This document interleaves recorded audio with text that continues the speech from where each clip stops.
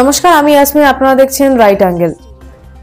ভারতের জাতীয় নিরাপত্তা উপদেষ্টা অজিত ডোভালকে বাংলাদেশে আমন্ত্রণ জানালেন সেদেশের জাতীয় নিরাপত্তা উপদেষ্টা খলিলুর রহমান।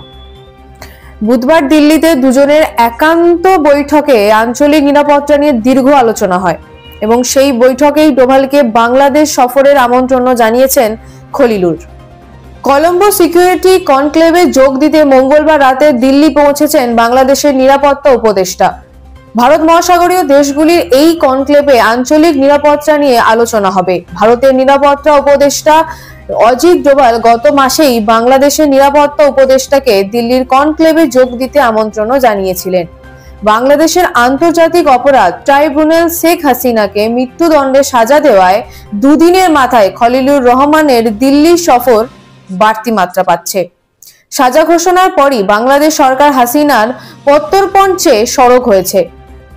দিল্লিতে সম্মেলনের ফাঁকে ডোভালের সঙ্গে একান্তে বৈঠক করতে চেয়েছিলেন বাংলাদেশের নিরাপত্তা উপদেষ্টা। তাদের মধ্যে বুধবারই প্রথম মুখোমুখি বৈঠক হয়। সেই বৈঠকে খলিলুর রহমান সাবেক প্রধানমন্ত্রী শেখ হাসিনাকে ফেরত দেওয়ার প্রসঙ্গ তুলেছেন কিনা তা কোনো পক্ষই স্পষ্ট করেনি। বৈঠক নিয়ে দিল্লির বাংলাদেশ হাই কমিশন সংক্ষিপ্ত বিবৃতি দিয়েছে। তাদের দ্বিপাক্ষিক ইস্যুতে আলোচনার কথা বলা হলেও হাসিনা প্রসঙ্গ উঠেছিল কিনা সে ব্যাপারে কিছু বলা হয়নি। কূটনৈতিক নানা সূত্র থেকে দাবি করা হয়েছে, শেখ হাসিনাকে ফেরত চেয়ে বাংলাদেশ সরকার যেহেতু আইনি প্রক্রিয়া শুরু করেছে, সেই কারণে বৈঠকে এই প্রসঙ্গ না উঠে থাকতে পারে।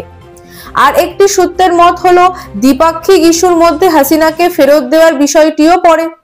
সম্ভবত দুই দেশের দুই শীর্ষকর্তার একান্ত বৈঠকে সাবেক প্রধানমন্ত্রীকে ফেরত দেওয়ার প্রসঙ্গ অবশ্যই উঠে থাকতে পারে। শেখ হাসিনাকে নিয়ে খবর চলতে থাকবে, দেখতে থাকুন রাইট অ্যাঙ্গেল। নমস্কার।